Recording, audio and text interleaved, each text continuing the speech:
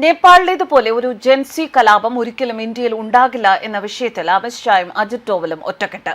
നരേന്ദ്രമോദി ഭരിക്കുന്ന സർക്കാരിന്റെ ഭരണ സംവിധാനത്തിൽ പൂർണ്ണ വിശ്വാസം പ്രകടിപ്പിച്ചിരിക്കുകയാണ് നേതാക്കൾ. ഒരു ശക്തമായ ജനാധിപത്യ രാജ്യമാണ് ഇന്ത്യ. ഇവിടെ ജനാധിപത്യം അതിശക്തമാണ്. അതിനാൽ അട്ടിമറിയൊന്നും എളുപ്പത്തിൽ നടക്കില്ല എന്ന് കേന്ദ്ര ആഭ്യന്തരമന്ത്രി അമിത്ഷാ. മാത്രമല്ല, ദേശനിർമ്മാണം ജീവിത വ്രതമാക്കിയ യുവാക്കളാണ് ഇന്ത്യയുടെ കരുത്ത്. നേപ്പാളിന്റേതുപോലെ അല്ല ഇന്ത്യ എന്നറിയണം. ഭാരതത്തിൽ ഭരണം നടത്തുന്നത് ജനങ്ങളാൽ തിരഞ്ഞെടുക്കപ്പെടുന്ന പ്രതിനിധികളാണ്. മാത്രമല്ല, ഇവിടുത്തെ ചെറുപ്പക്കാർ ദേശനിർമ്മാണത്തിൽ ഉൾപ്പെട്ടിരിക്കുന്നവരാണ്. അതുകൊണ്ട് തന്നെ നേപ്പാളിലേതുപോലുള്ള ഒരു പ്രക്ഷോഭം ഇന്ത്യയിൽ നടക്കാൻ സാധ്യതയില്ല. മറ്റു ചില കാരണങ്ങളും പല മാധ്യമ പ്രവർത്തകരും രാഷ്ട്രീയ നിരീക്ഷകരും ചൂണ്ടിക്കാണിക്കുന്നുണ്ട്. അതിലൊന്നാമത്തേത്, നേപ്പാളിൽ അഴിമതിയിൽ മുങ്ങി കുളിച്ചവരായിരുന്നു നേതാക്കൾ എന്ന ആരോപണം തന്നെയാണ്. ഇത് ഇവിടുത്തെ ചെറുപ്പക്കാരെ രോഷാകുലരാക്കി. പക്ഷേ ഇന്ത്യയിൽ അങ്ങനെ അഴിമതിയുടേതായ ഒരു അന്തരീക്ഷമില്ല. നേപ്പാളിൽ ഭരണത്തിന്റെ അധികാരത്തിന്റെ തലപ്പത്തിരിക്കുന്ന പലരുടെയും മക്കൾ ധൂർത്ത് ജീവിതമാണ് നയിച്ചിരുന്നത്. ഇത് അവിടുത്തെ ചെറുപ്പക്കാർക്കിടയിൽ വലിയ രോഷമുണ്ടാക്കി. പക്ഷെ അങ്ങനെ ഒരു അന്തരീക്ഷം ഇന്ത്യയിൽ ഇല്ല എന്നതാണ് ശ്രദ്ധേയം.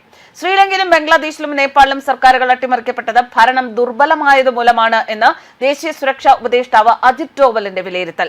ശക്തമായ ഭരണ സംവിധാനങ്ങളുള്ള രാജ്യങ്ങളിൽ ഭരണത്തെ അട്ടിമറിക്കാൻ സാധിക്കില്ലെന്നും അജിത് ഡോവൽ പറഞ്ഞു. സർദാർ വല്ലഭായ് പട്ടേലിന്റെ 150ാം ജന്മദിനാഘോഷത്തിന്റെ ഭാഗമായി ഭരണനിർവഹണം എന്ന വിഷയത്തെക്കുറിച്ച് സർദാർ പട്ടേൽ പ്രഭാഷണം നടത്തുമ്പോഴാണ് അജിത് ഡോവൽ ഇത്തരത്തിലൊരു ശുഭാപ്തി വിശ്വാസം പ്രകടിപ്പിച്ചത്. പട്ടേലിന്റെ രാഷ്ട്ര നിർമ്മാണ മൂല്യങ്ങളിൽ നിന്നും പ്രചോദനം ഉൾക്കൊള്ളണമെന്നും അജിത് ഡോവൽ പറഞ്ഞു. അതിനൊപ്പം അതിവേഗം മാറിക്കൊണ്ടിരിക്കുന്ന ലോകത്തെ പുതിയ വെല്ലുവിളികൾക്കൊപ്പം നമ്മൾ മാറുകയും ചെയ്യണമെന്നും ഡോവൽ പറഞ്ഞു. സർദാർ വല്ലഭായ് പട്ടേലിനെ ഒന്നുകൂടി നാം കണ്ടെത്തണം. എങ്കിലേ അദ്ദേഹത്തിന്റെ ചിന്താ പ്രക്രിയയെ നമുക്ക് അനുഗമിക്കാൻ സാധിക്കൂ. അജിത് ഡോവൽ ചൂണ്ടിക്കാട്ടി. ലോകം വലിയ മാറ്റങ്ങളിലൂടെ കടന്നു പോകുന്ന കാലഘട്ടമാണ്. ഈ പൊടിയിലും കൊടുങ്കാറ്റിലും പെട്ട് നമ്മൾ ഒരിക്കലും അന്ധരായിക്കൂടാ. തന്റെ ജീവിതം മുഴുവൻ ഒരു സംസ്കാരത്തെ രാഷ്ട്രമാക്കി മാറ്റാൻ ശ്രമിച്ച സർദാർ വല്ലഭായ് പട്ടേലിനെ പോലെ നമ്മളും തയ്യാറെടുക്കേണ്ടതുണ്ട്, അജിത് ഡോവൽ പറയുന്നു. അമൂർത്തമായ ആശയങ്ങളിലല്ല ഒരു രാഷ്ട്രത്തിന്റെ കരുത്ത് അവിടുത്തെ സർക്കാരിലും അതിന്റെ ഭരണ സംവിധാനത്തിലുമാണ്. രാജ്യത്തെ ഏകത വളർത്താൻ നമ്മൾ പരിശ്രമിക്കുമ്പോൾ മറ്റു ചില ശക്തികൾ രാജ്യത്തെ വിഭജിക്കാൻ ശ്രമിച്ചുകൊണ്ടേയിരിക്കും. രാജ്യത്തെ ഒന്നിപ്പിക്കുകയല്ല അവരുടെ ലക്ഷ്യം. പകരം അങ്ങേയറ്റം രാജ്യത്തെ പല കഷ്ണങ്ങളാക്കി ചിതറിക്കലാണ് എന്ന് അജിത് ഡോവൽ ചൂണ്ടിക്കാട്ടുന്നു.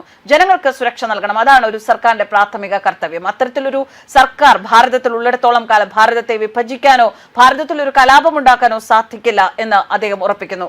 2 നൂറ്റാണ്ടിലേറെ നീണ്ട രാജഭരണം അവസാനിപ്പിച്ചാണ് 2008 നേപ്പാൾ ജനാധിപത്യ വഴിയിൽ എത്തിയത്. എന്നാൽ കഴിഞ്ഞ 17 വർഷത്തിനിടെ മാറി മാറി വന്ന സർക്കാരുകൾക്കൊന്നും നേപ്പാളി ജനതയുടെ ആഗ്രഹങ്ങൾക്കും അഭിലാഷങ്ങൾക്കും അനുസരിച്ച് ഭരണം നടത്താനായിട്ടില്ല. ജനാധിപത്യ വാഴ്ചകൾ അഴിമതിയും കെടുകാര്യസ്ഥതയും തുടർന്നപ്പോൾ ജനം തെരുവിലിറങ്ങി. പഴയ രാജഭരണം മതിയെന്നും നേപ്പാളിനെ ഹിന്ദു രാഷ്ട്രമാക്കണം എന്ന ആവശ്യവുമൊക്കെ ഉയർന്നു കേട്ടു. ഇപ്പോഴുള്ളതിൽ ഭേദം പഴയ രാജഭരണമാണ് എന്ന ആശ്വാസം കൊള്ളലായിരുന്നു. ഒരിക്കൽ രാജഭരണത്തിൽ പൊറുതിമുട്ടി തെരുവിലിറങ്ങിയ ജനതയെ വീണ്ടും തെരുവിലിറക്കിയത് അതിന്റെ മറ്റൊരു പതിപ്പിനാണ്. നേപ്പാൾ ഇപ്പോൾ അതിനാണ് സാക്ഷ്യം വഹിക്കുന്നത്. സർക്കാരിന്റെ കെടുകാര്യസ്ഥതയ്ക്കെതിരെ ഒന്നിക്കാനും സമരം നടത്താനും സമൂഹ മാധ്യമ പ്ലാറ്റ്ഫോമുകൾക്കുള്ള നിരോധനം ഒരു കാരണമായി എന്ന് മാത്രം. ജനകീയ പ്രക്ഷോഭങ്ങളെ ഏതൊരു ഭരണകൂടവും ഭയപ്പെടുന്നുണ്ട്.